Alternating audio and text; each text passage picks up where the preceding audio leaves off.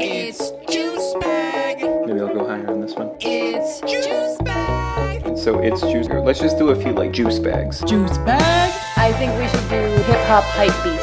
Okay. Juice Bag. Noise. Okay. Hello, everybody. Hi. And welcome to Juice Bag. It's your boy, Dakota Jones. And his wife, Jett Jones. You're your own person, though. You don't have to be my anything if you don't want to be. We're each other's everything. How appropriate, because guess what? Today's October 3rd, which means what happens in 2 days? It's our 14 years together anniversary. Ooh, yeah. Ooh, yeah. Boom, boom, boom. Boom, beep, beep, boo, boo, boo. High five. Celebration. Nice. Seriously, 14 years. That's crazy.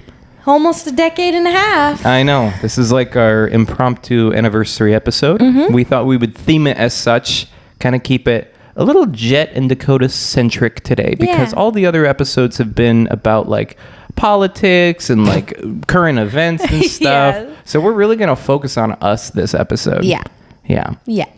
How are you doing today?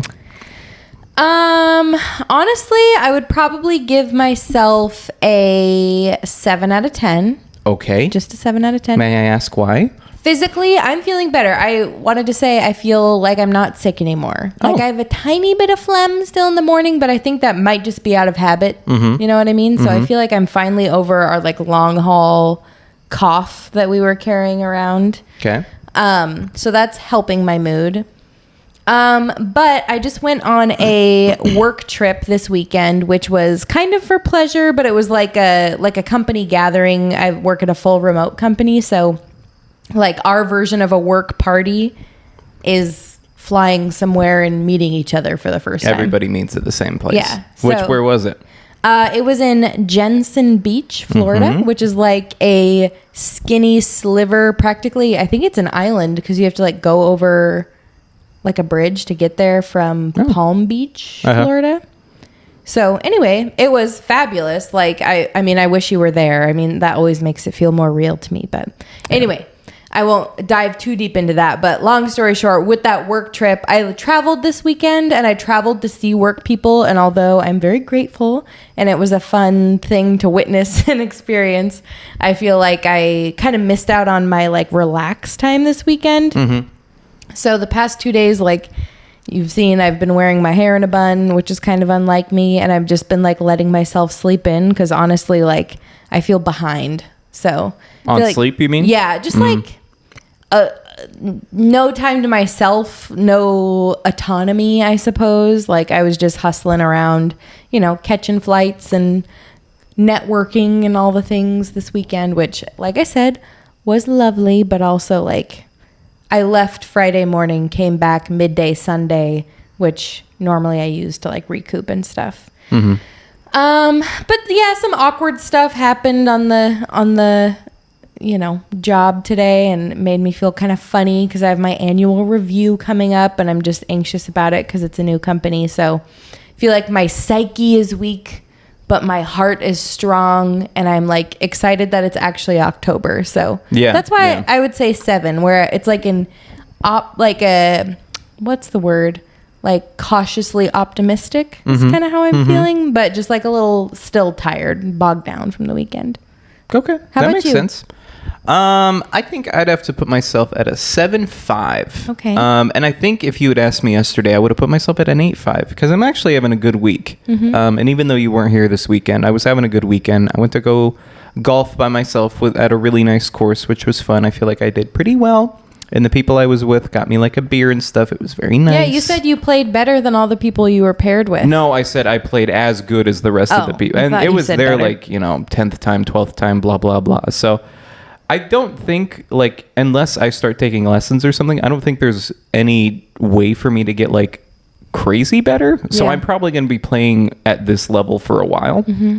But what I found is that this is not a golf podcast. This is the end of what I'll be saying about this. But what I figured out is that a lot of the fairways and stuff, which is the area between the hole and like the tee box, were slanted in a way that I wasn't quite used to. And so I'm normally used to like going to the driving range and hitting on a flat surface and being consistent every time. But what I saw was that I was either what we call chunking it, which is hitting in front of the ball because either the ball was higher than me, or hitting the top of the ball because the ball was lower than me because I'm not used to bending my knees enough. Yeah. And so I feel like I got my swing down, but now I have to like change my elevations to hit more consistently. And so on the back nine, I was like tired and it was kind of dark and I still wasn't getting the whole like elevation change thing. And so I just like, I was doing terrible, but it was still fun. Yeah, you still did something for yourself, which is getting out there and golfing. Yeah, no, it was great. And then the rest of the weekend I spent basically just watching movies with Vito, which was really nice. Yeah. That sounds awesome. Went to the dog park, got sucked into a few conversations I didn't want to be a part of, but that's what happens when you go to the dog park. Yeah. No big deal.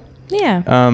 But aside from that, I mean, my weekend's going fine. I think what we said last week, so my job is never really as stressful as I think it's going to be. It's normally just like an organization issue, and I like my job relatively. It's nice, consistent.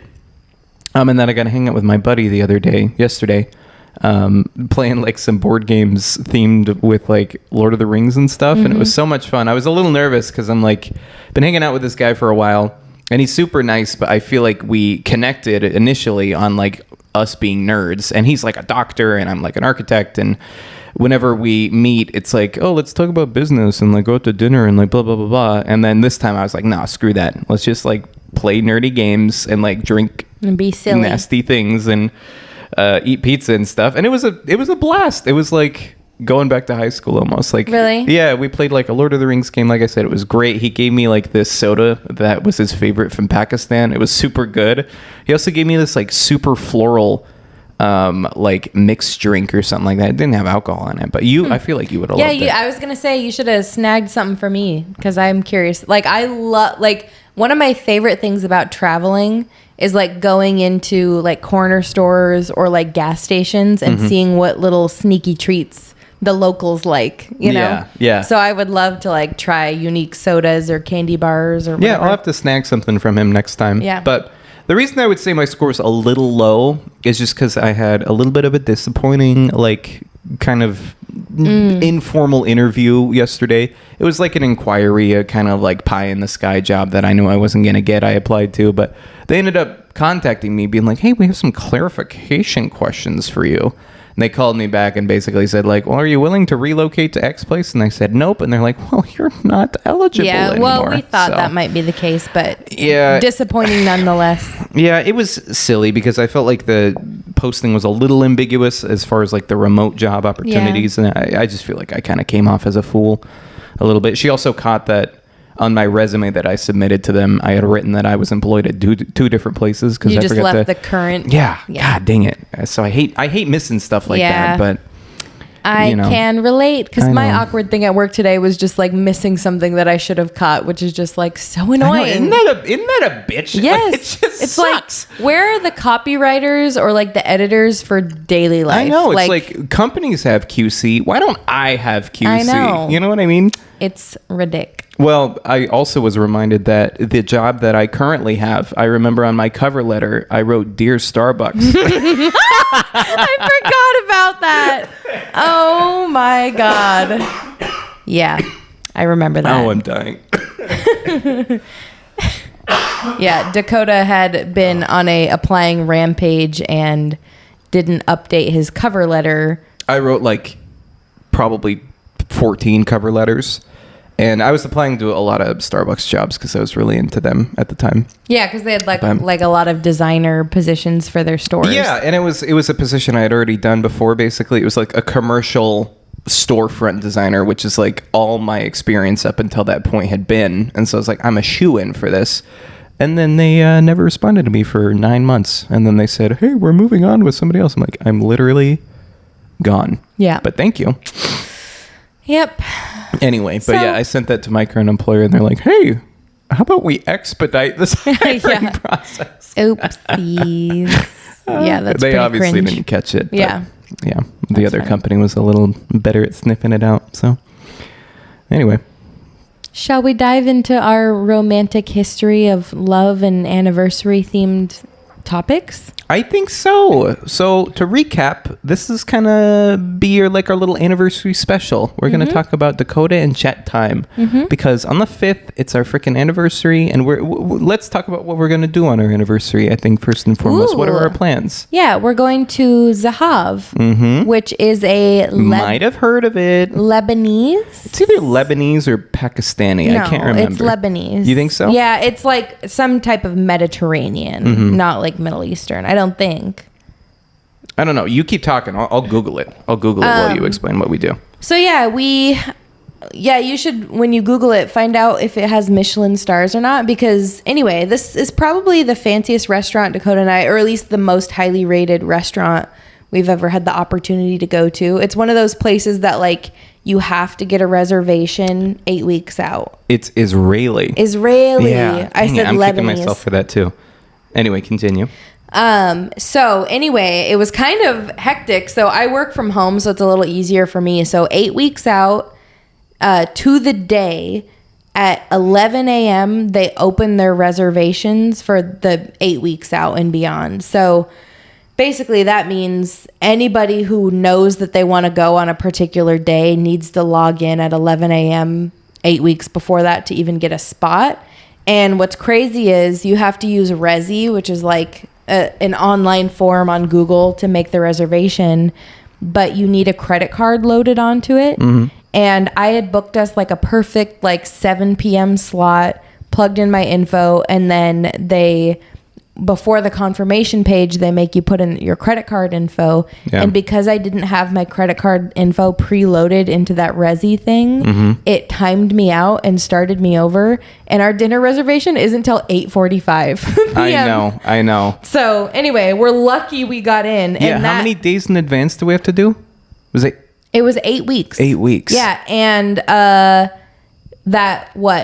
it took me 20 seconds to put in my credit card info. And then they were all gone. Yeah. So it was rated, I was sorry on the phone, I don't know if you already said this, but it was rated the best restaurant in the country. Really? For a short time, yeah. Really? It doesn't have any Michelin stars, surprisingly enough, but it says apparently Michelin doesn't do Michelin stars in the state of Pennsylvania. It says there's no Michelin star restaurants in Pennsylvania, which is interesting. Also, fun fact, did you know that Michelin stars are actually from the Michelin Man, the tire company? I had no idea about that. That's crazy. No. When did you learn that? On a podcast, like I think a few months ago or something like that. You knew that. I thought so. Isn't it like the Michelin like tire company was driving around doing their deliveries and they would stop for food and they had like their own secret rating system and it got uncovered or something like that? I don't remember if it was that or just like an incentive for folks to travel more and it was like a sales thing, but I don't know. Yeah. Anyway. But yeah. Look it up if you're curious. Yeah. Because we don't kidding. know. What are you coming to us for? I know. Both those theories are fun. So let's just run with it. They are fun. But aside from that, we're going to have a lot of love time. And we're probably going to be sending each other cute text messages throughout the day. Because it is a work day, folks. We still have to work, unfortunately, which sucks. That's the day I have my annual review. So hopefully I've been like meditating on this idea that no matter what happens in my review, I'm going to have a good night. Like, no matter what. Which we'll see. To be like, we're either gonna have a lot to talk about, or we'll be quiet. Yeah. No, it'll be fine. I seriously have no expectations. I'm not getting fired, so no one be worried about me, but I'm an overachiever who always wants to people please, and so it's stressful to me to hear anything negative about myself, and I will hyper focus on that and never think about the positives because I'm me. Can I ask you a question really quick? Yeah.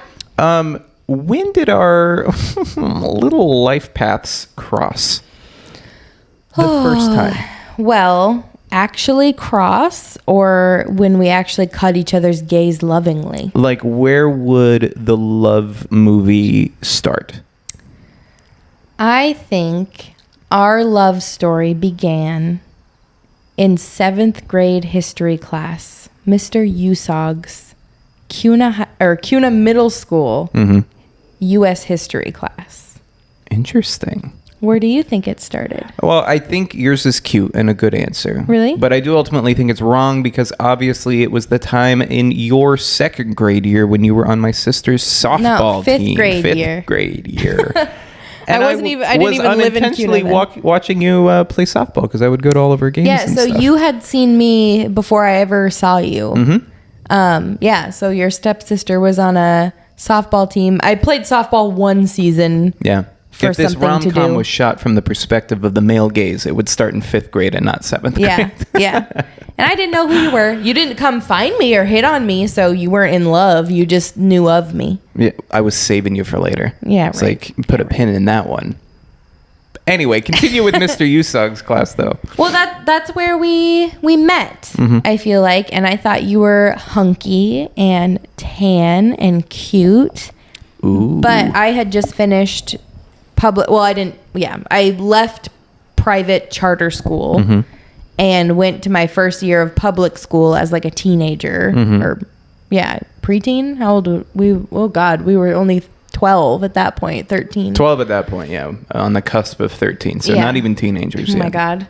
Which is weird. It is weird. And so I was just like in this, like my headspace when I met you was just, I was in culture shock because the thing about like preteen, teen kid, like young teen kids is like, I swear all they think about is being in love and the idea and like intrigue of what sex is. Yeah. Yeah. And so like that's all kids think about. That's all they talk about. The ones who have older siblings are like, I know the secrets of the world. And the ones who don't, like me, I was just like a little guppy who knew nothing about anything.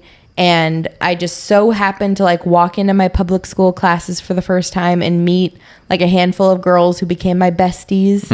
And they just slowly leached outside world information into my mind and introduced me to you. Yeah. They didn't introduce you to me, did they? Actually, Haley Ivankovich introduced us. Really? Okay. Yeah. That's interesting. I don't remember that. You're going to have to fill in a lot of this early stuff because my memory is not as bad. good. Yeah. But so it was super casual. Like we were all, it was like friendly. Like I wasn't in love with you in that moment, but I just thought, I acknowledged in my mind, cute boy alert, and then just thought you would be a friend. So honestly, my most early memory besides like meeting you is I have the vaguest memory of like being introduced to you. My first memory of you ever was you showed up to Mr. Usog's class and you had just got your wisdom teeth out. And you, not wisdom teeth, molars pulled. I had a bunch. Yeah, I had like 4 or 5 teeth pulled that day. Yeah. And you came to school the same day you had teeth pulled, which is like, hello, give them the day off, Dad. Yeah. So anyway, I remember you came to class and your cheeks were so puffy and your eyes were red because you either were like rubbing your face or you were crying like before you got there. And you looked miserable. And I am an empath. And I remember seeing you and like holding back tears because of how much pain that I saw you in. Like, so my first ever emotion towards you was like wanting to help you and feeling so bad that you were in pain. Can I fill you in on a little secret I've kept up until now? Yes. Poison ivy and eye drops, folks. That's how you get them. You get the sympathy. You just rub it on your face. What you are look you like a little. about? No, I'm just kidding. What are you talking about? No. No, I wasn't fishing for sympathy. I don't know why the hell I was at school that day, but I remember that day too because it was miserable. Your dad's like, all right, you got to rip those out, but I got to be at work, so I'm dropping you back off at school. Literally, I think that was the extent of the conversation, but yeah. So that's kind of what I remember about like my very first like vivid memory of like, oh man, I really hope Dakota's okay. He looked like he was in so much pain. I remember like talking about it to my friends, like, oh, that poor guy, like, I hope he's okay. I hope my most vivid memory, like my earliest, most vivid memory of you was probably Haley Ivankovich's Halloween party. Yeah. Well, that's our true like meet cute. We met each other in a special way. Yeah. That's so like elusive. But no, we're not insinuating anything. Nothing happened, but that's my earliest memory. But and there's a big gap between that memory and like us meeting. That there's like at least 4 or 5 months. Well, this was before Mr. Usog's class, wasn't it? Or no, because we started dating in the 7th grade. No. Yes. We started 2009. No. We started dating in October of 2009, which means Would have been middle of the school year. Yes. Yeah. But of 7th grade? Because So we both met had early in the year. And then October happened. But we dated other people. Like, we had kind of met like I said, friendly. No, I know. But at we the had known each beginning. other prior to that is what I'm trying to say. Not before 7th grade. I was in private school. I think you're mistaken, bro. So when did we know each other? Because you were dating, you had I had a dates with other boyfriend boys and stuff in while we were 7th in the grade. same school. And you had a very long-term relationship in 7th grade, too. I know. At least it felt like it. I think we started dating October of 8th grade. Yes, I know. That's what I'm... Oh, no. Not of 8th grade. Yeah, of I'm 8th still grade. saying of 7th grade. Of 8th grade. We don't have to get into the thing of this. I'm correct. You can I am. Okay. We'll fill you in next week on whether or not Jett is correct on this. Because it's always been... We've always said 7th grade, but... Well, we were texting all of 7th grade while we had other boyfriends and girlfriends. Do you that might be remember? why. Yes. Yeah. So are you on my team now? What a trashy man. Well, I feel like every kid was doing that, but we were 12. I know. So, and we just had Facebook and whatever. So I actually don't think we were texting during dating other people, but we had eyes for each other. We did. So to go back to my most vivid memory of you, it was during, like I said, Haley's party. We probably shouldn't say her first and last name. Yeah. But Well, doesn't really matter. Haley Beep's party. I already said it. No, I know. But can I clear up the timeline before you get going? Oh my God. Does it matter? Kind of. Yes. Okay. Just for record's Just sake. whatever. Do it. This party you're talking about is in 7th grade. Mm-hmm. This is what made us have eyes for each other, but then we just kind of So we started texted talking and after flirted. that. Yeah. Yes. And then we didn't date until like a whole year later. That makes sense. That's all I wanted because to say. it was a Halloween party. It would have been Yep. closer to the end of the month. We started dating on October Yep. 5th. Yes. Okay. Yep. I believe you. Thank you. Anyway, I love you. this party was a bit of a bust. I believe there were 4 people in attendance. Yep. And we it were was 2 of Jett, them. the host herself, one other gal, and moi. That was it. You were the only boy who came. I was the only boy who came. And it was 3 girls who I did not know, all loved me. And they were all too shy to talk to me, except Jett. All the other girls were dressed up like little cute fairies or like little Candy suggestive corns things, or whatever, this or yeah. something like that. And Jett was dressed like an army man. I didn't have a costume, and my dad just had his military Yep. garb around, so I Yep. just threw that on. I don't know what was going on. I had but a beret I was on. so into it. I thought you were the most interesting person ever. And you would talk to me too. Like the other girls like would not talk to me. I wasn't given the choice. I learned out afterwards that the 2 girls, so the plan was all the girls were going to have a sleepover and the boys would leave at the end of the Halloween party. And when we all went to bed that night, we all 3 shared a bed, like me and the 2 other girls for the sleepover. They like confided in me that they were so shy and Haley, the host, had a crush on you. And so she was nervous. So she kept hiding. And they just honestly kept ditching us because they were so shy. And I was like, well, I guess I'll talk to this guy since I'm here and I have nothing else to do. And then me and you hit it off quite a bit. Yeah, no, we were talking But a then lot. I got in trouble with those girls because I was like, it looked like I was hitting on you, which Yeah. I feel like I probably was.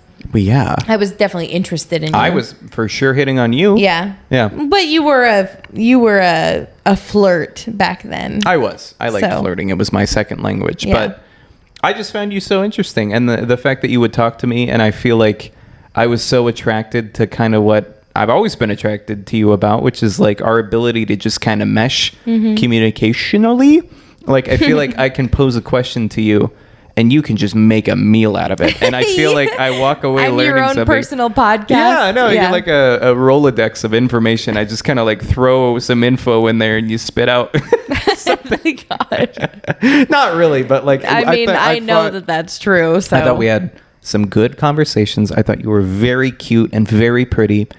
And honestly, to that point too, I felt like you were the only girl in school who would give me the time of day to like actually talk to me about like substantial things. You remember that though? I just remember being so taken aback by you. You came off as so mature because all the other girls Actually, you remember that? Actually, I'm being genuinely serious. Because I don't remember my impression of you besides like I think you always just saw me as hot or cute, and I always saw you because like this is where we've always been. This is where it gets kind of weird, but like Jett and I were together, but I almost didn't want to date her for the while because I'm like, Jett, I want to save you for high school so that we can increase our likelihood of getting married. Mm-hmm. And you're like, that's stupid. Why don't we just date now?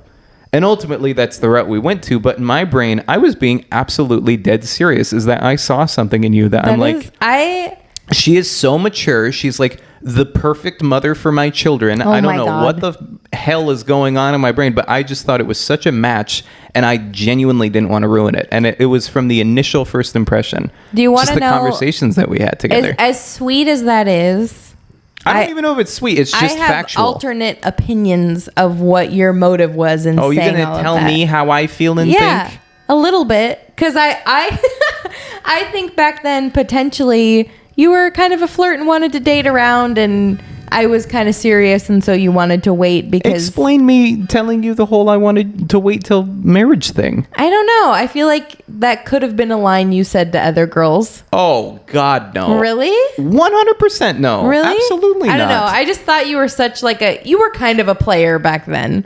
Admit it. As much as a 13-year-old boy could be a player, but yeah. Exactly, yeah. Like you weren't sleeping around, but you were definitely... And let's get on top of that, too.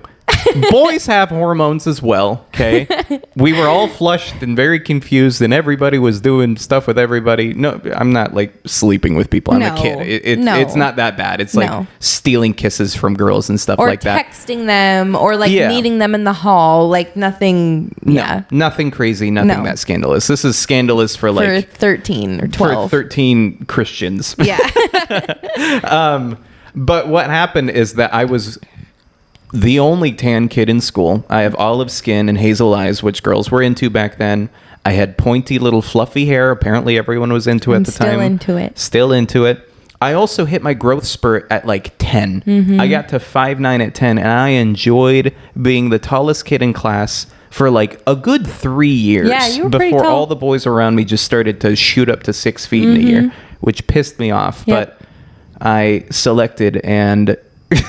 tied down that queen before oh my gosh. She realized that she had married a short king. Yeah, well, so as the story goes, Halloween party happened. Yep. We exchanged phone numbers there, and then throughout the year we texted on and off, and we shared some like flirty messages, and we were definitely like, that's when you had like texted me and told me that you know, wanted to save me for high school so we could be high school sweethearts, and you just like weren't ready to date me, which the only reason for that would be you'd want to date around. You know what I mean? I guess. Yeah. I mean, I think I should be honest too. I do think I was actively in a relationship at that point too. Yeah. You were. So it was like, yeah. Anyway. Not the most moral thing way back then. Yeah. But anyway, so we were texting all that time. And then I feel like CUNA Days happened. Yeah. Which is like a weekend-long celebration festival that happened in our small town. The big day. Which is so like cringe now when you look back. But when we were kids... That's going to be the name of our movie, is CUNA Days. Oh my God, that is so cute. Yeah, so shut your fucking mouth, okay. Cringe my ass. Well, looking back, it's kind of funny. So...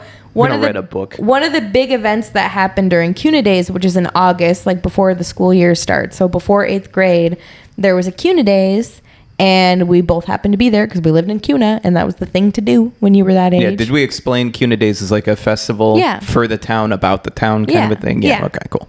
So it's just in the park, and there's just like vendors and bands and... An opportunity for kids to... hang out. Be degenerates and hang out late. In public. It's great. Well, be degenerates meaning hanging out at a public small town park. Idaho, I know. Everyone was Christian. Nobody got crazy. Yeah. So anyway, there was the street dance. Ooh. And I remember we didn't dance like together, but like we kept running into each other and dancing in groups. And I just remember just kind of feeling like reignited for like, I don't know, my interest in you. Yeah. I guess. And you, same with you, because Jett can bust a move. She is the best dancer I know. She seriously, when she is on the dance floor, you could not identify her as somebody who is vulnerable or introverted, because she is just literally like karate chop hands, moving her body around in ways that should not be allowed in public viewing because it looks kind of cringe, but she just owns it so much to the point where people are copying her because she's so good at it. It's fun. It's amazing. It's she's fun. she's the life of every dance party that's ever been. And so I'm seeing this girl light up the dance floor with her feet while everyone else is like, you know, grinding or like shaking their butts and stuff, and she's just like doing around. the arm equivalent of the worm. Yeah. It was amazing. Yeah. Again, another just very unique aspect of Jett that made me very into her. I think that put us back on each other's radar. We started texting again, I think. And then the 8th grade school year started. No, you missed a lot of Did CUNA I? days. Yeah.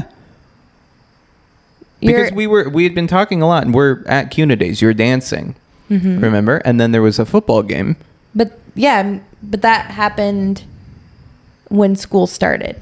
So like a couple months later. Oh, yeah. Okay. Yeah, so that wasn't I kind of thought that was all the same day. No, That would have been the best day of my life if that Yeah. was all on the same day. not quite. Continue. I brought that up only because we had like over the course of a year on and off texted and like flirted and been interested in each other. But we weren't dating yet. Then the CUNA days thing happened and we both like witnessed each other again. I think we grew that attraction in real life again. Yeah. And then the school year started, and then again we kind of started texting again. We were both single at that point and interested in each other. And then the football game happened. Yeah. So do you want to tell the story from there? Like what happened that night? Friday night. Scene. Dark. Starry. Clear skied. Beautiful, beautiful summer night in CUNA. And to give you a geographical idea of what CUNA is like, it's like the only two areas that you want to be that's not either your house or school is the high school football stadium, which is like, I would say almost exactly a mile directly north of Main Street, which is the other place you want to be in CUNA.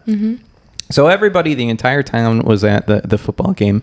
Like It's I said, like clear small town starry culture, night, guys. super small town culture, very fun actually. We went back during our trip to Boise, and there was a football game going on. It looked was like such a poppin'. vibe. I know, Yeah. it looks like so much fun.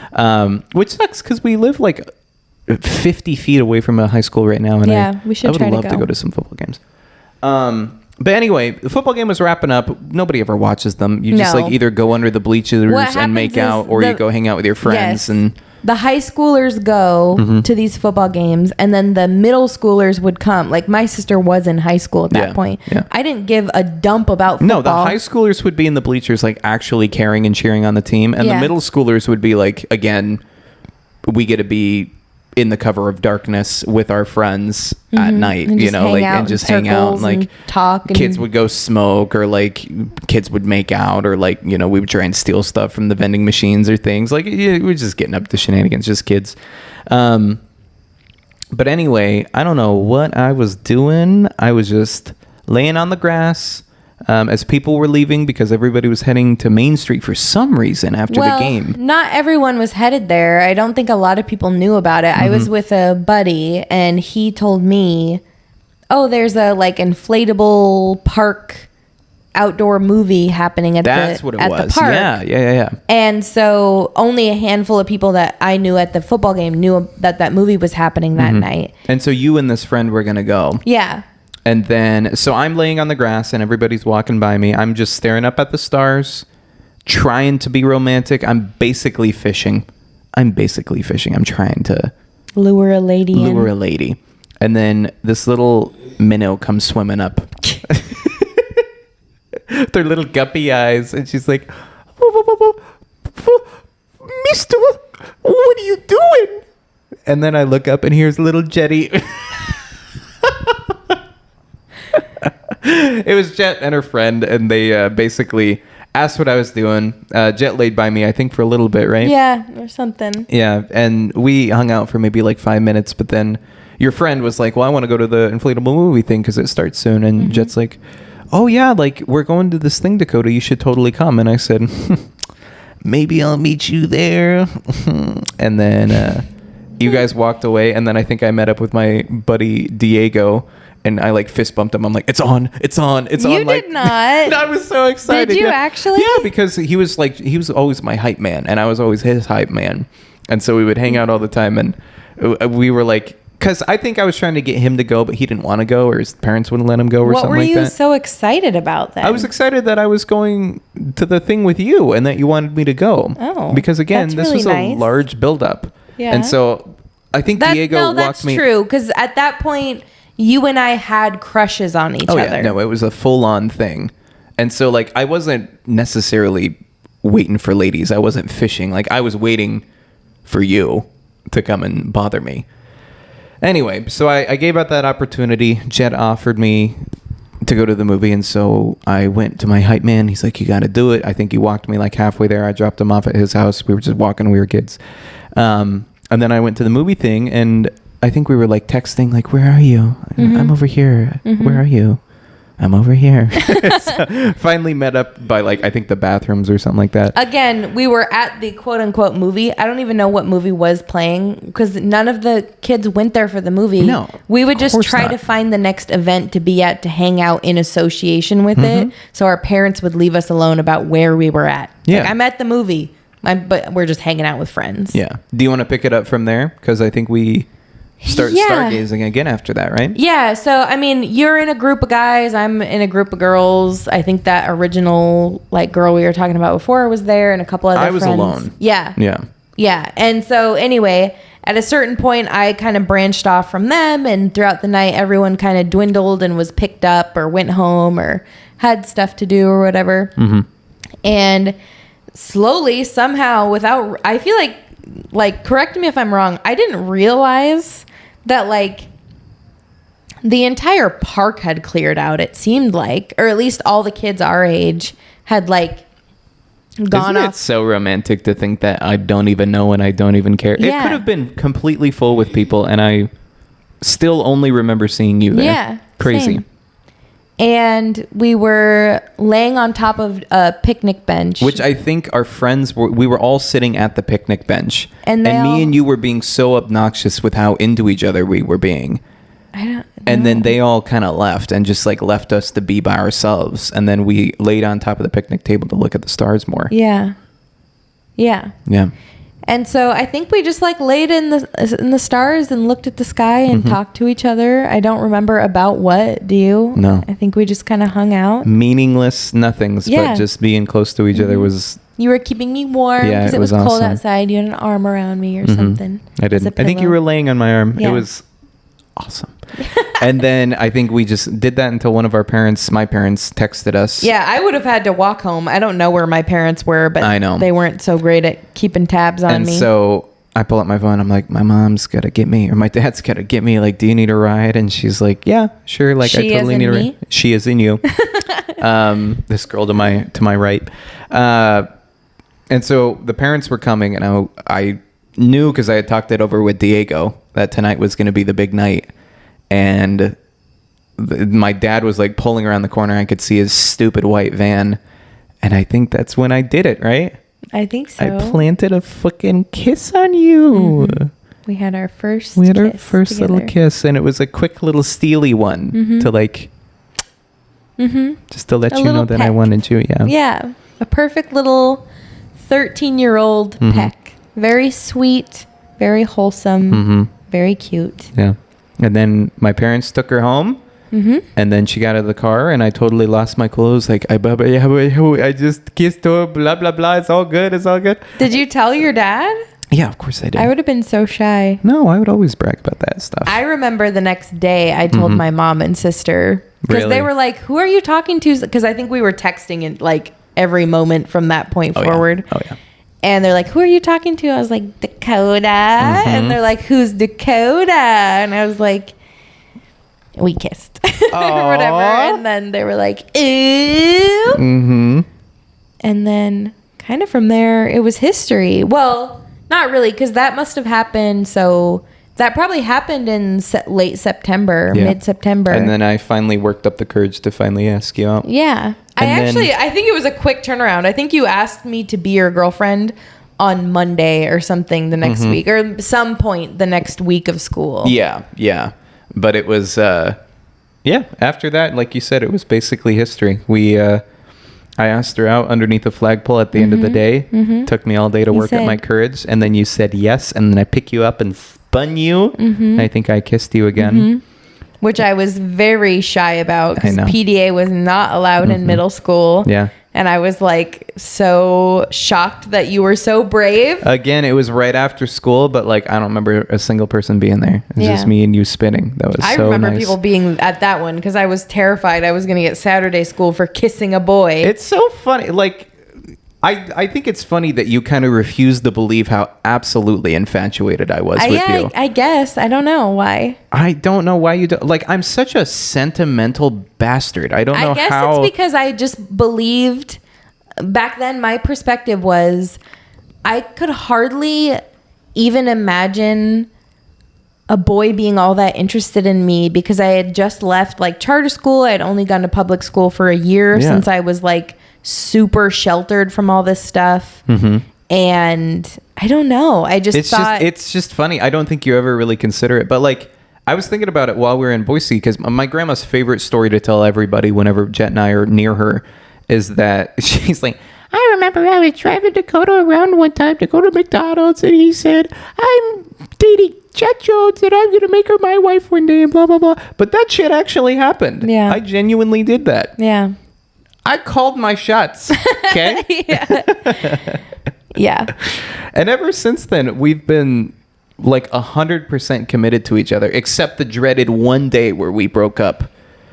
Yep. Yeah. Yeah. We did break up for 1 week in 8th grade, and we broke up for one day. Week? Yeah. I had a whole boyfriend in that week. I kissed a boy in that week. I know. Who? I don't want to say. The two-letter guy? Yeah. Ew. I know. Ew. He treated me poorly, and he was a jerk. As he should have. And I was his first kiss, and it was gross. So. That's okay. Frick you. You know who you are. So anyway, yeah. So a couple blips. Like again, our breakup in 8th grade must have happened only a couple months into our relationship, and both of them were for stupid reasons, like just anxiety, like life's scary and this has nothing to do with our relationship, but my parents are getting a divorce, like let's break up kind of shit. Well, it was always coercion from outside forces weighing too heavily on us. And then honestly, every time, the 2 times we broke up and the entire time we were together were like, I hardly count the first time we broke up because I barely remember it. Yeah, except that you were cheating on me, basically. We were on a break.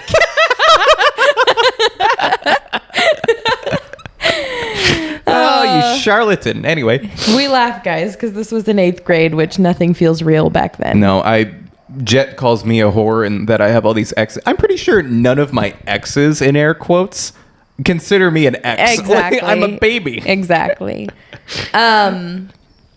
What was I going to say? Where were we in the story?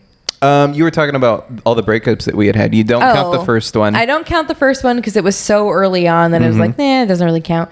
And then the one where we broke up for 24 hours, that was in our junior year of high school. And that was the most painful day of my entire life. Me too. I slept with my dad that day. I was like a 16-year-old man, like sleeping with my dad. I was in so much pain. That's still a boy. But we were 17. But it was like... I remember I have never felt, I mean, I haven't had a like person super close to me pass away, but the pain that I felt in us breaking up, I had never felt this before where, you know, when you get a lump in your throat before you cry? Yeah. Yep. I had one of those that was so bad that it never went away.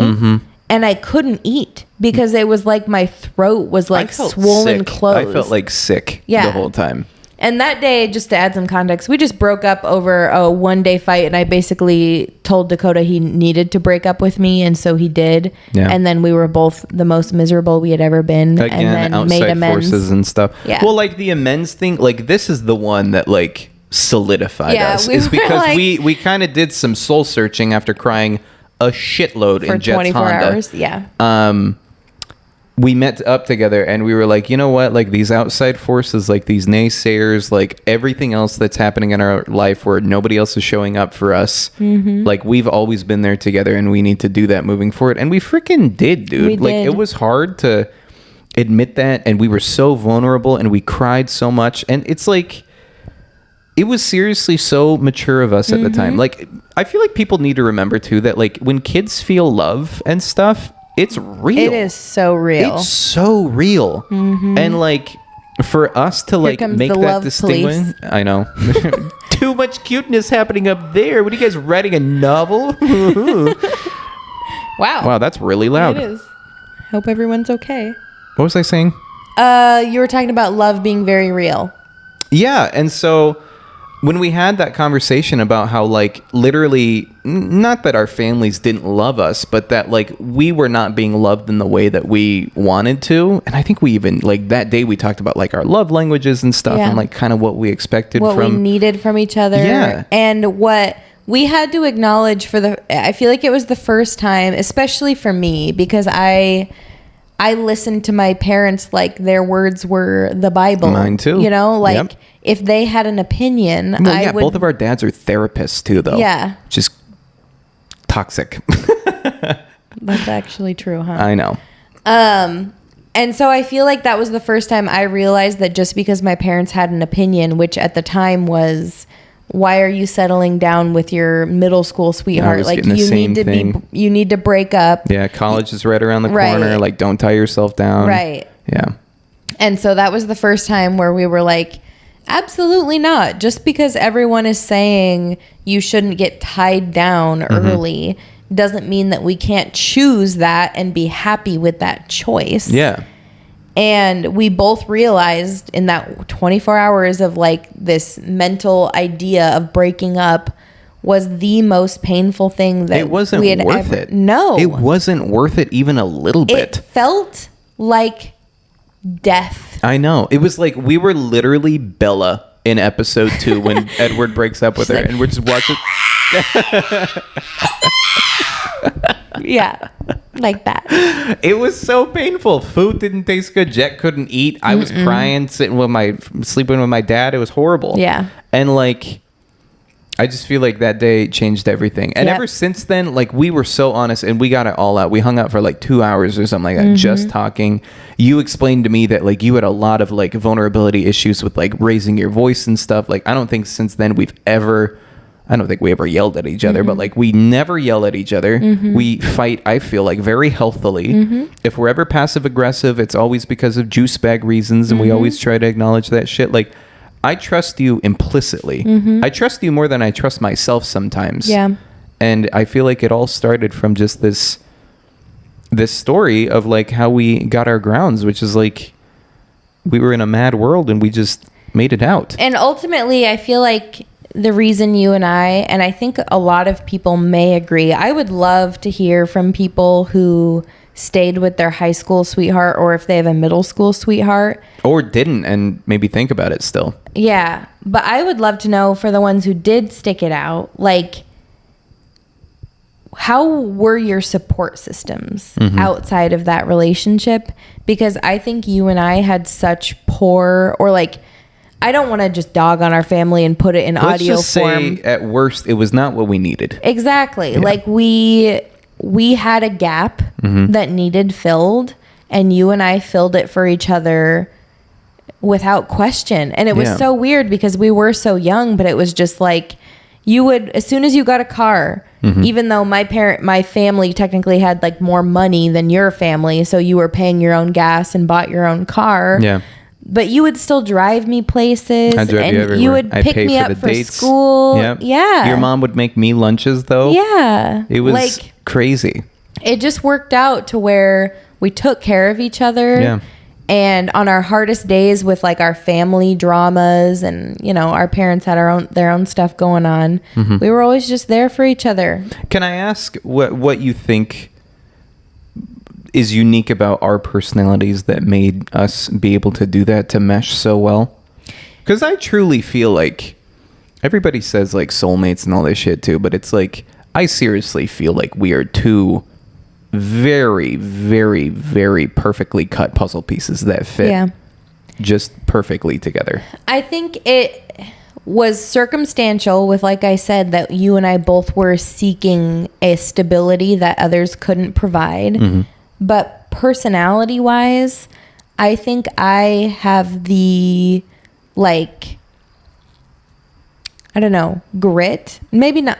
We both have grit. We have a lot of grit. I feel like we've described it as you have the direction and I have the drive. Yes. And like, I'm very open-minded and you're very like pensive and you're very... I always come to you with ideas and you'll either shoot them down or shoot them sky's the limit. Like, yeah. So you always like help all my dreams come true when I have them.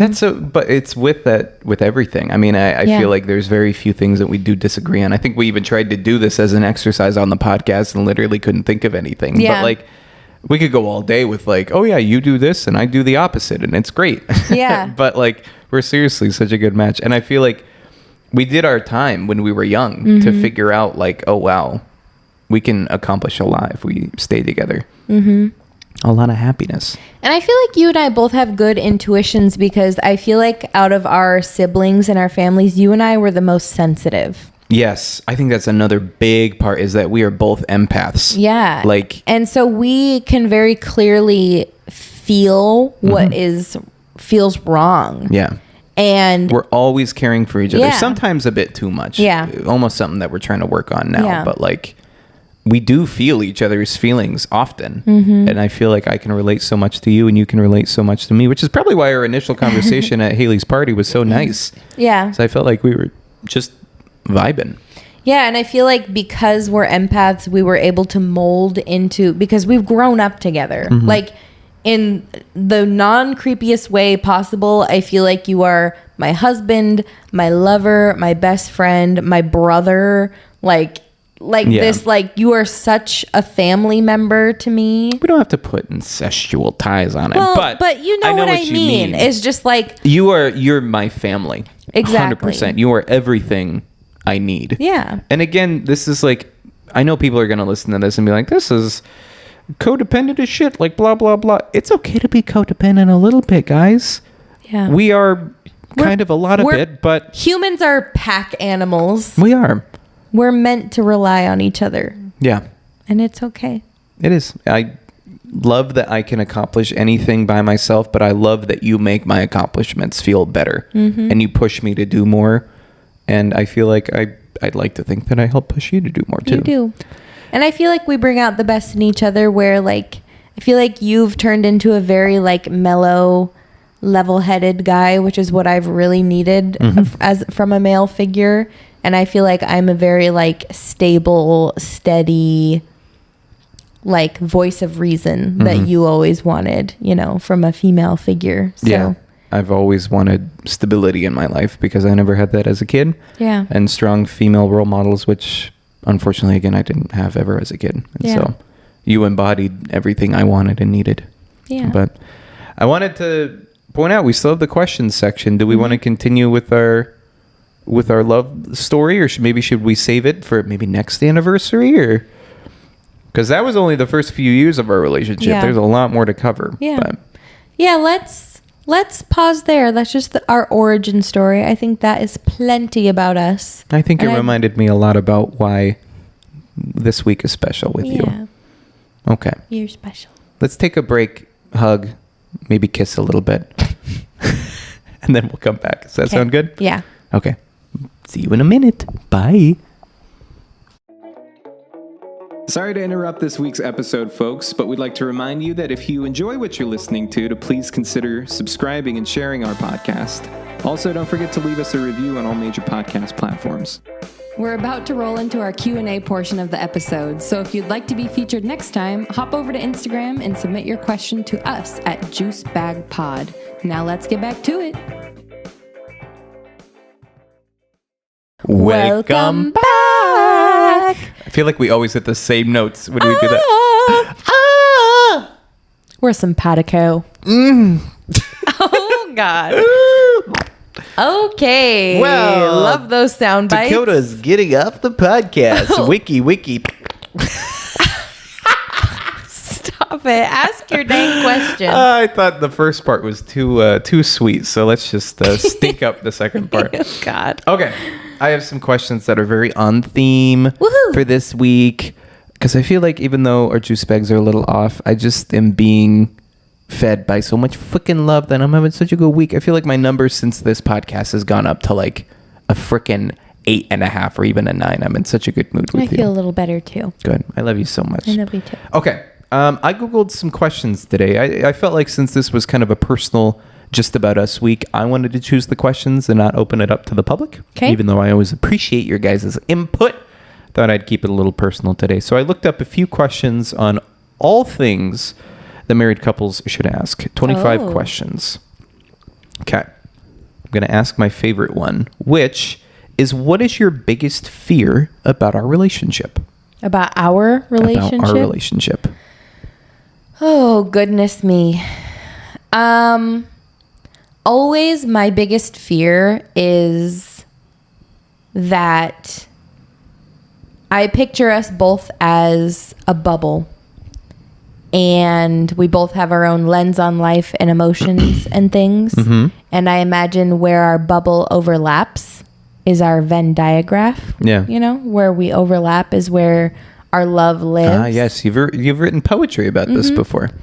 And one of my biggest fears is that for whatever reason, our bubbles will float apart and our love sliver will get too small. And especially I fear, like, when we grow our family, like when we have kids someday, I just want to make sure that our overlap stays very clear and intentional and very immersed with each other. Yeah. Because if I choose a lifestyle where I don't work in a big girl job and I'm a homemaker and a child raiser, and you're a career man, I still want us to be able to relate and love and communicate with the level of depth that we do now.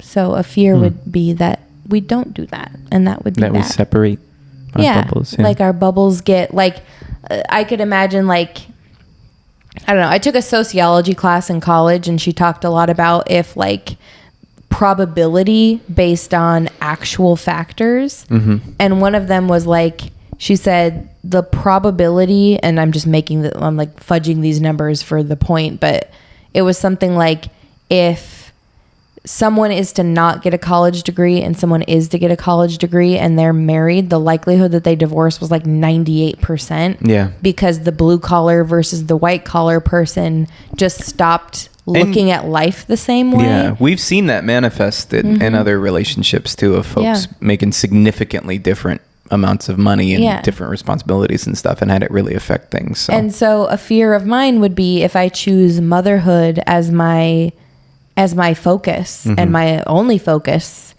as my career, my job, my intentions, everything, that we still, like, I don't know the data on, like, being a mom and being married to someone who is the financial provider, what that's like. And I come from a long line of women who've actually been the providers for families. Like, my mom was the provider for our family growing up, and my grandma on both sides for my parents, you know, both of their mothers were the sole providers in single parent families.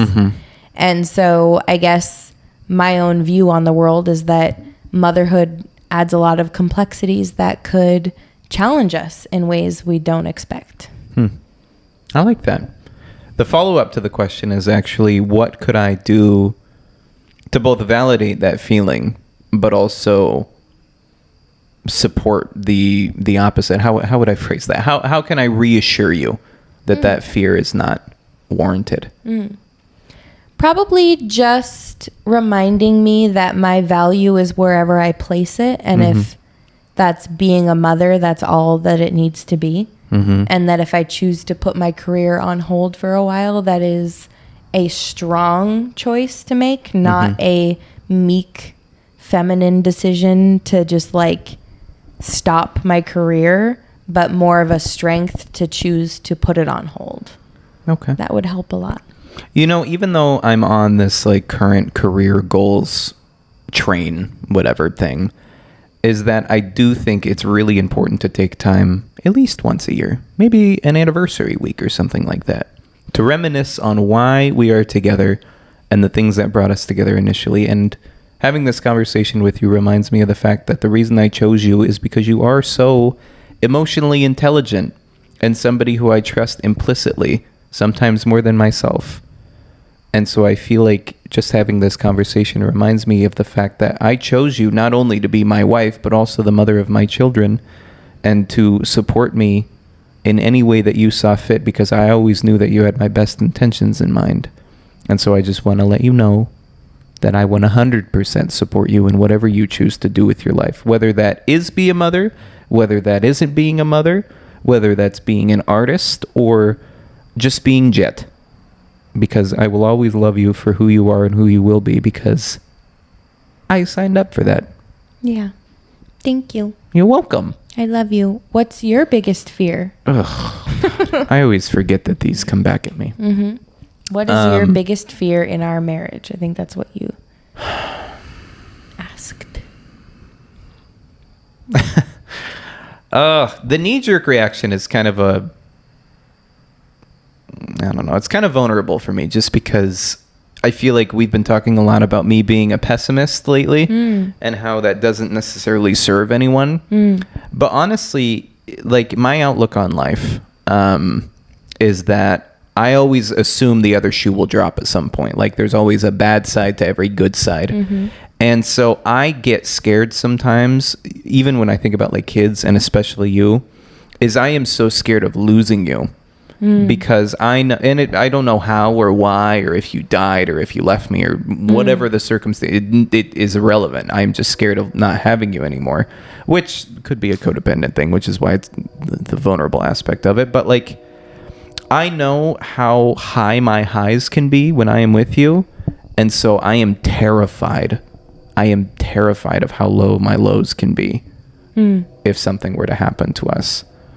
And it freaks me out. Is that a threat? It sometimes keeps me up at night. Yeah. And so, I mean, I'd like to make it into a joke too, but seriously, that's something I worry about. Not all the time. I'm not always worried about it, but like, you know, when you're on vacation in Miami last weekend or something like that, I'm like, if she dies, I'm not going to Miami. Like, she's going to have to email her ashes back to me. I'm not going to that state, but also that would freaking suck.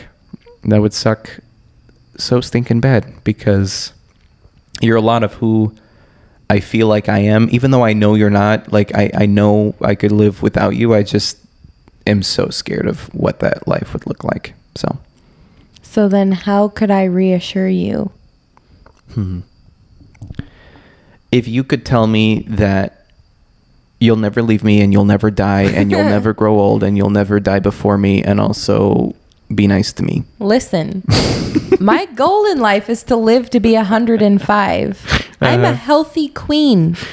I haven't had gluten or dairy on this side of the Mississippi. I know. And you know I'm not a risk taker, and I've never been in a car accident before. Mm-hmm. Who has crashed the car? Me. Exactly. I know. But that's what I'm saying is like the pessimist mind is always like, oh, the shoe will drop. Like, good karma will always come. I don't know. But I am joking. I don't really know how you can reassure that kind of irrational fear. Yeah. It's just keep being who you are, you know. I want to uplift and encourage you to build self-confidence, though, because I think the piece to that is this ominous feeling of the what if it was just you. Yeah. Because that's all that would be left at that point, and you would need to rely on your own emotions that you would be able to come out of it. Yeah. I mean, I will admit, too, that I used to be a lot more scared of it. Mm-hmm.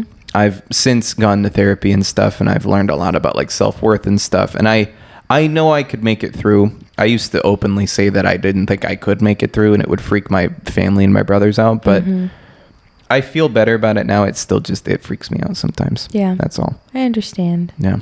I do appreciate the reassurance, and yeah. could be just a juice bag thing where your body, it makes you feel alive to think about what it's like to lose things you love the most. Plotting and planning. Yeah. I feel like we do that sometimes too with like the worst case scenario game that we play sometimes. Helps cools the nerves a little bit. So dreaming up what the worst thing could be so you could resolve it is just like a human nature, you know? It's a good it's little... how we process. Yeah, it's a good little exercise you can do if you're ever nervous about something, or like say you have a presentation, or like something crazy is about to happen. Just anticipate the absolute worst thing and then be like, well, so? And then, well, so? And then eventually you'll talk yourself out of it. It's just like, oh, well, it's out of my hands, so it doesn't matter, so why worry about it? Exactly. Because if the worst thing happens, the worst things happens. It's not like you can stop it. Yep. So Exactly. Yep. Do you want to ask me one, or should I ask you another one? Yeah, I have one written in that was a leftover from last week.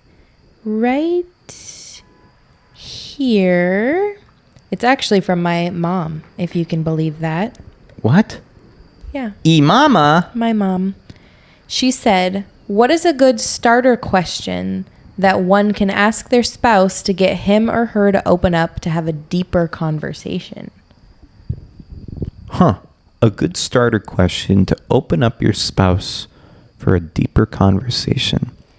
Can I kind of preface? I feel like I understand where she's coming from, where I think my mom and a lot of women in my life are used to men who are not necessarily emotionally available. And so the question is maybe a good question for you as a man, how to open a man's heart up to... That's interesting. I was thinking about it from asking a woman's perspective, and I'm like, what do you mean, Patty? Like, just ask her how her day's going, and then you're good for like 30 minutes. Yeah.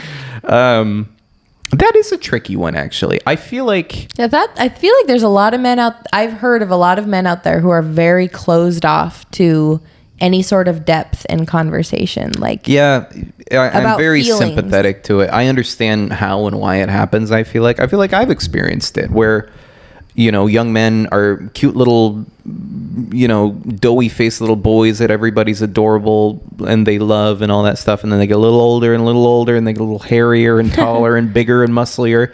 And then they become less and less approachable. And all of a sudden, you know, they're in their teens or they're in their 20s. And all of a sudden now they're this man, this like weapon that's like something that, you know, you can't just go up and like talk to little girls or women really at all by yourself, or like, you know, you can't like go out at night and be approached or anything like that, whereas like it's completely different from a kid. Nobody ever tells you what's going to happen. And so I feel like men, at least in this society, kind of lose their touch.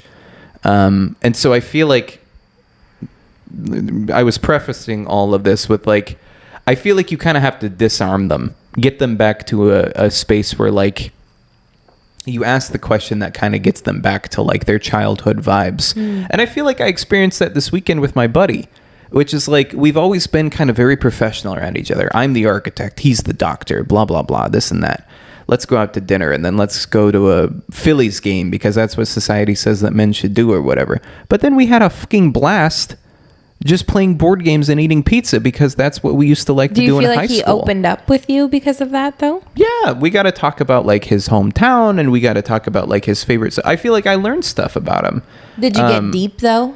We didn't necessarily get deep, but I felt like we could have, because I feel like the walls were down. Like it was very level playing field. I could have asked him anything, and he brought it up. I mean, we had talked about like girls and stuff too, and stuff that he was up to. And so our kind of our typical conversation, but that only happens after you know, kind of, like I said, lower their walls a little bit. So as far as like a question that you could prompt a man with, or maybe a reserved woman with, to kind of open up, I don't know if that necessarily exists. I think there's like a strategy that you would have to employ, which is just like really lower the stakes of like making this vulnerable or deep conversation seem, first of all, mutual, and then second of all, not as crazy as maybe they've built it up to be.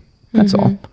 I feel like people naturally walk around with walls, and it's hard to be vulnerable, whether you're a man or a woman. Yeah. I mean, what do you think? Yeah, well, I think your point about it needing to be a partner-specific strategy is correct. Like, there's no like I know that's perfect not answering the question technically, but like I do think that's the right answer. Yeah. Well, I think the key is to getting deep with someone is this balance and fear of not pushing them so far that it breaks with emotion, like breaks apart. Like there's no more structure to the conversation. There's like, you know, there's two ends of the spectrum. It's someone stonewalls you and they don't talk to you about depth, or the moment you get into depth, they're a blubbering baby or they're a screaming angry person or whatever. Mm-hmm. It's like you want to approach it with this like middle ground of like having them be open enough but like coherent enough to just kind of like talk through something. Yeah. And I don't know, for some reason when you were talking about it, this idea I had was like specifically with, because this is an example I hear about the most, is when men are the most closed off, is like asking them about like, when did you feel most cared for by your mom? Mm-hmm. Or when did you feel the most like understood by your classmates or your bros or friends? Yeah. Or just like what felt like your biggest success, and just like depending on what the theme is. Yeah. Relating out. it to like, how do you think you feel? Yeah. Which is, I think it's a good strategy. I know men well enough to where I know that they would hit you with the, oh, I don't know. Or, oh, my mom was fine. Or like, you know, when I was 8, she said I was ugly. Or something like that. Yeah. And so what I would almost think, and I feel like this is easier for us to navigate as kind of like empaths. I feel like we just kind of pick up the vibes a little bit easier. But like, I would almost follow it up with like, if the man is still being closed off, even if you've asked them that, like, I feel like that's a very therapy kind of question to ask, especially after going through therapy myself. Mm-hmm. It's always nice to ask people how they feel about X, how they feel about Y, what are their thoughts on this? And then if they are being reserved or short with you, I almost like to employ a strategy that's kind of like giving an example that shows sympathy and like validating their response. Because what they're going to say, what they're wanting to say is something that they think is either crazy or they just haven't told anyone in forever. And so if you were, for example, going to be like, well, when was the last time you felt like your mom loved you? And then you could follow it up with like, I know that you and your mom don't really talk that often. Like, it would totally make sense that maybe you guys didn't talk a lot as kids, or maybe you felt like you had to kind of support yourself. Like, what do you think about this? Like, kind of pose the question to them or give them a little lead to be like, you know, yeah, maybe I did have to kind of be the man of the house when I was young and this kind of thing. Or maybe the strategy is you talk about an example from your own life. Like I felt the most loved when my mom put a note in my lunch box. Mm-hmm. It made me feel like something like that happened for you. Yeah. So like talking about a personal example could open them up. Mm-hmm. But also you just have to know your partner. I feel like a lot of the time being silly or goofy could be a great way to have them feel relaxed and open. Or maybe it's snuggling and being lovey is a good way to be open with them and have them feel ready to talk. Feelings are always a big thing.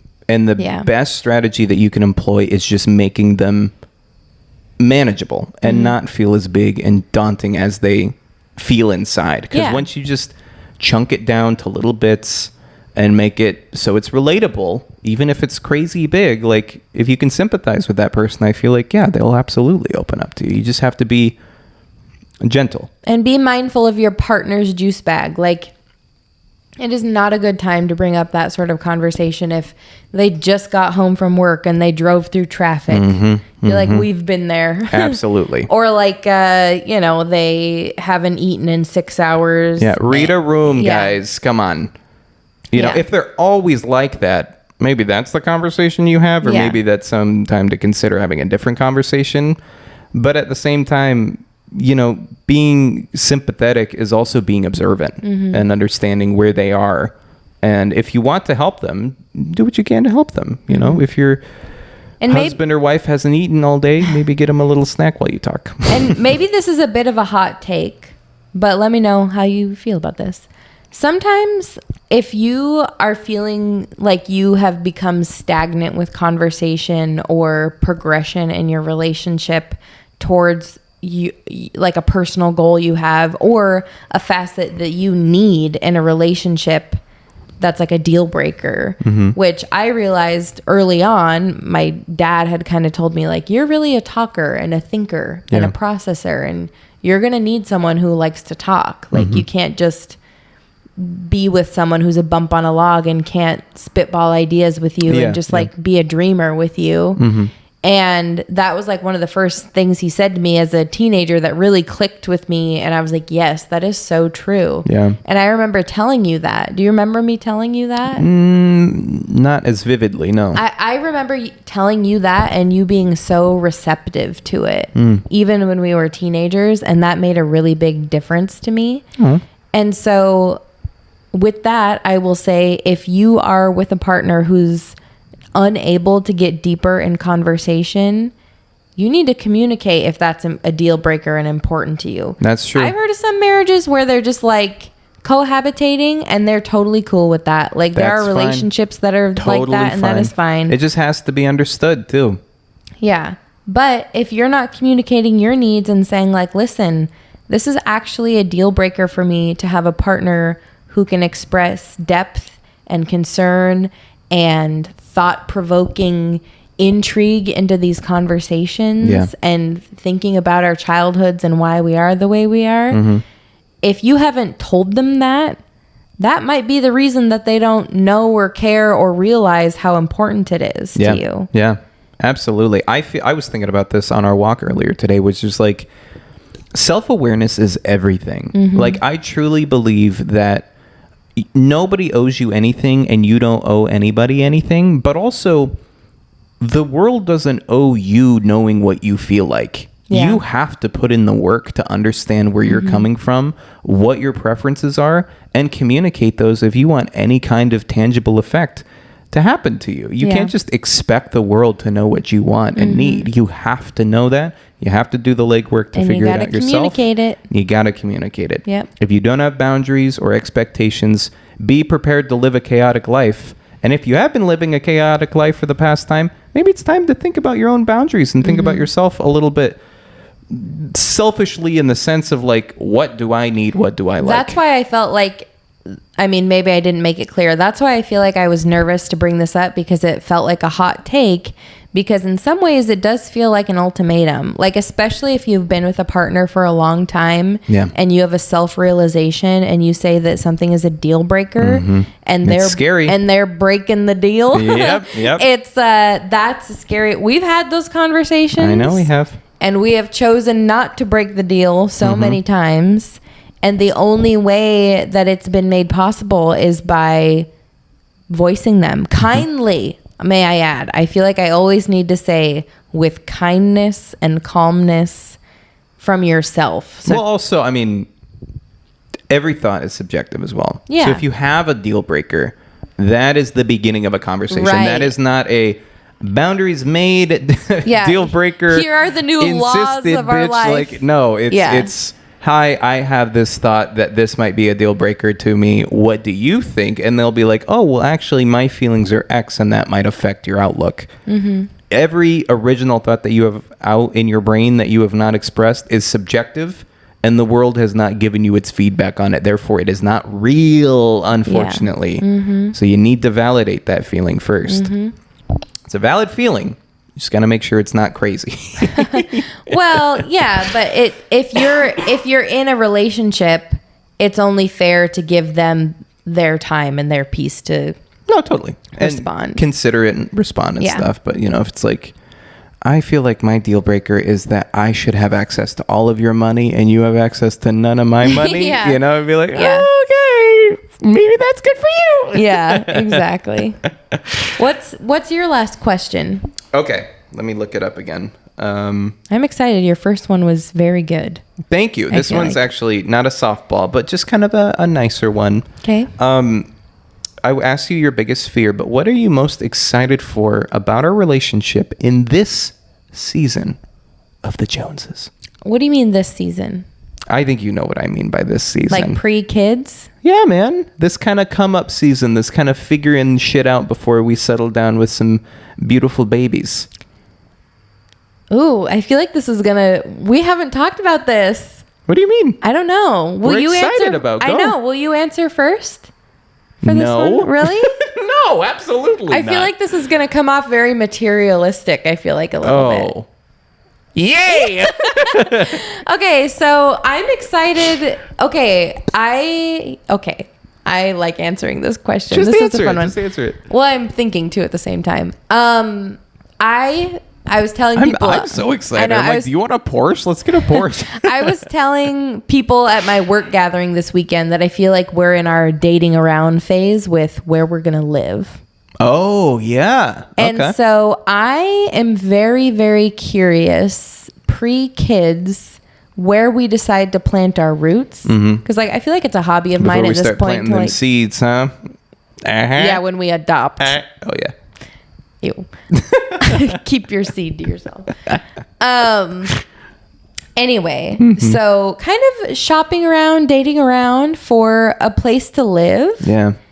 And really seeing how that pans out. And then I am also so curious to see how much money your job ends up making in the next 5 or something years, because, you know, a lot of that is going to determine how the child rearing time goes, because I plan to, you know, be home with the kids when that time comes, which again, this chapter may be over, like this having 4 pets and no kids, being married could be the next 4 or 5 years, or could be the next 10 years. Yeah. Yeah. It really We don't depends. really know. Yeah.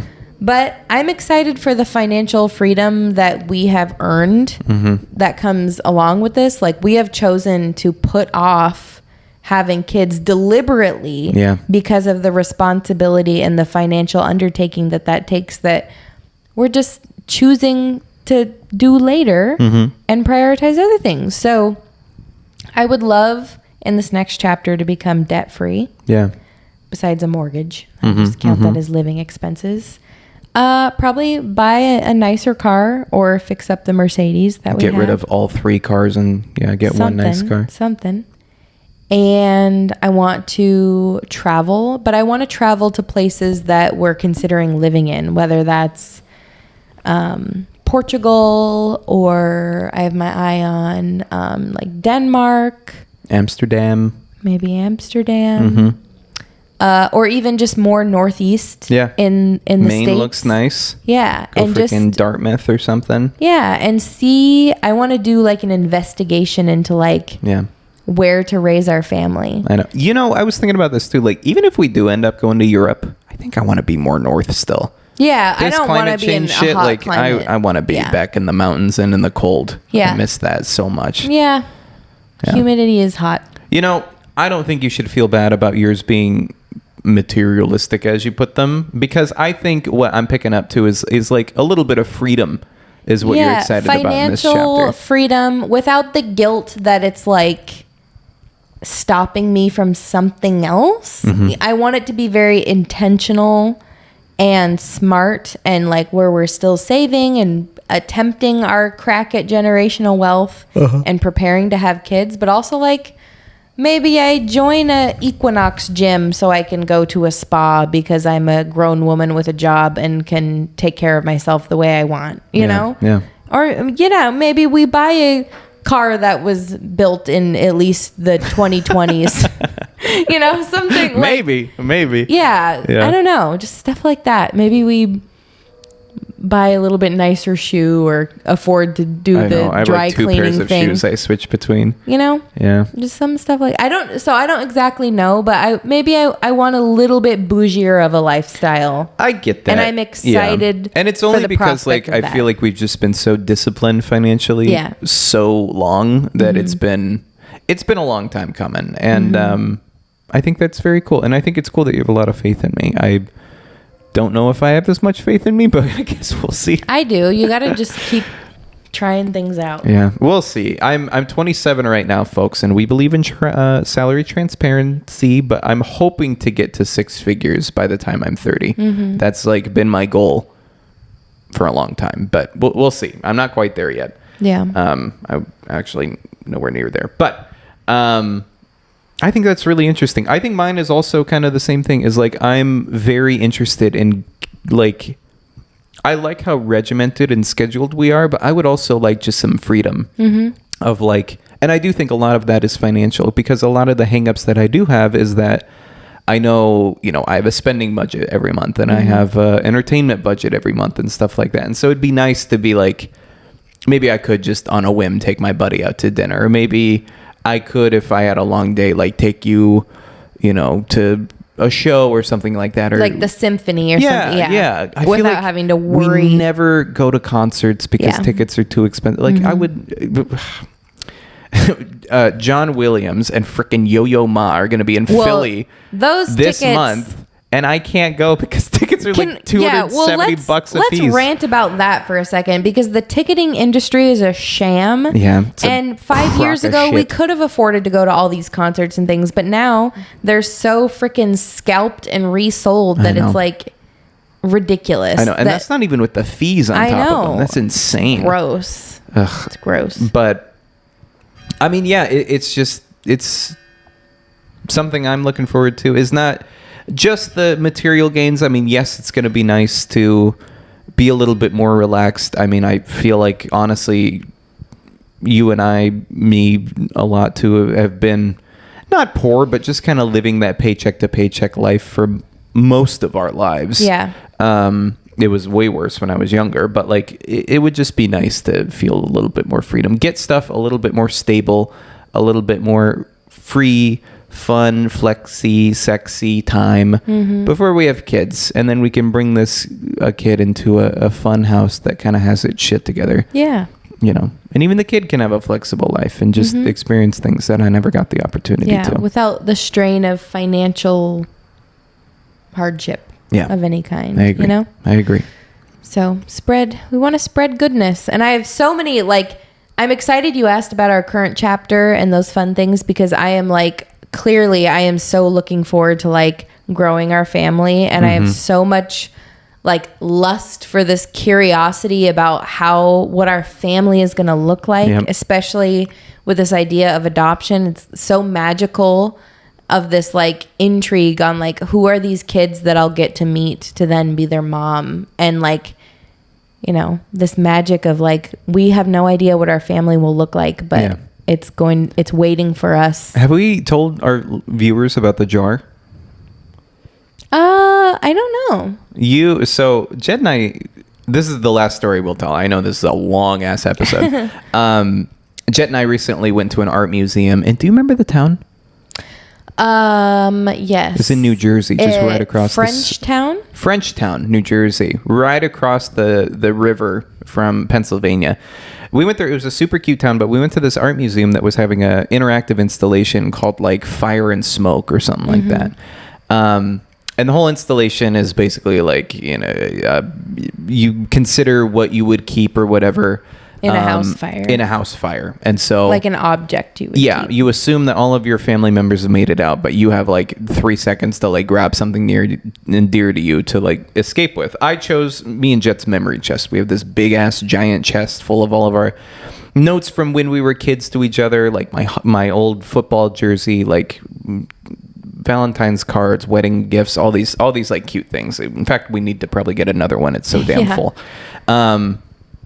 But Jett drew the picture of a jar that I totally forgot about. But do you want to explain what the jar is? Yeah. So for our, must have been 4-year wedding anniversary or something. Yeah. Maybe it wasn't even, I don't know. Whatever anniversary was one of our anniversaries. Or clay or something ceramic like that. or clay. I don't remember. Crockery and something like that. Yeah. I don't remember. You looked into what is this year's annerversary gift? Which I do every year. This year is ivory, weirdly enough. Ivory? Yeah. Huh. Interesting. It's so funny that you looked those up. Well, I was going to get you a gift, but then when it said ivory, I was like, that's not ethical. So I didn't get you anything ivory. That's funny. Expect flowers. Okay. Yeah. So Dakota got me a pot, and I was like, oh, a decorative pot. And it's kind of a funny, I mean, it's very pretty, but it's purple and green. It's this kind of Aurora Borealis or something like that. Yeah. Anyway, it doesn't really matter. Emphasis on the Aurora Borealis. It's purple. Anyway. It's very purple. So you good, dog? I'm good. I'm just making myself laugh too much. So anyway, so he got me a ceramic pot, but it's like a beautifally like delicate handmade. It's a vase with a lid. It's not a pot. Yeah. Well, I would call it more of a pot than a vase. Okay. Because it has a lid. That makes a pot. Anyway, so within the lid, you lift it off, and there's this little spiral of wire, and it has a scroll of paper in it, just like really small. Mm-hmm. And the point of it is you like unscroll the little piece of paper and you write a dream into that scroll piece of paper, and then you swirl it back up and stick it back in that piece of wire, and you close the lid and you never take it off again. Mm-hmm. And it's to like protect this dream and like manifest a dream into happening. Yep. And the dream that we put in there was to have a God moment with our kids someday. Yeah. Which to us, a God moment is like, because we're not religious by nature, is like this feeling of just like the feeling you get at church when everybody's singing at the same like pace. Bliss and connection and intention and presence. And just like, and be awareness of it too, of like the gratitude it's of the moment. It's a vibe in the literal sense. It's like vibrations together. Like you get goosebumps like from something that you know is going to become a core memory. Exactly. Yeah. Exactly. Yeah. So that's what's in there. Yeah. And I'm excited to And we wrote that and have not opened it for what, like 6 years? A little less. I think more like 4 or 5 years. You think so? But yeah. It's been a long time. We brought it with us from Washington. It made it across the move. But like, I want eventually when we have our kid to open that and read that. Mm-hmm. And I want them to know how much intention and time and love we've put into finding them. Or could you imagine we don't tell them. We tell them there's a secret in it their whole lives, and we get it out at their wedding day or something. Oh, shoot me in the eye face. Yeah. I don't know. Like you, we'll have to see. We'll have to like super glue it close. I always thought it would be the day that we adopt them. Oh, oh my God, that's also. So we could even put the adoption papers in there. Oh my gosh. Yeah. I thought about this that day we got it. Yeah. I was like, I love that. I know. We'll see. We don't have kids yet, but I fucking love you kids, man. I don't know how many of you I have, but I love you. I love you. I love you too. I love you all. Daddy God, that was at least 12 kids. I love you all so fucking much. You're so good. We'll see. We'll see. I know. Anyway, this has been a nice little love letter to us and to our future family and all this stuff. I'm having such a good day with you, and I love you so much, and I love that we get to take time to reflect on our lives together. I'm so happy we did this. Me too. And I hope all of our listeners enjoyed our little ramblings of love. And forgot you guys were here. Yeah. But that's all I got. Yep. We'll talk to you next week. We'll get a little bit more on format, but we love you guys. We'll talk to you next week. Bye. Bye. Thanks for listening to this episode of Juice Bag. Were you surprised by what we said? We were. Oh no, is this on the internet forever? Oh God. Can't take it off the internet. Hope we don't do this again next week. Ooh, what if we did this again next week? Maybe it could be like a thing. Ooh, who knows? See you next time. Tune in next time to find out. Or not.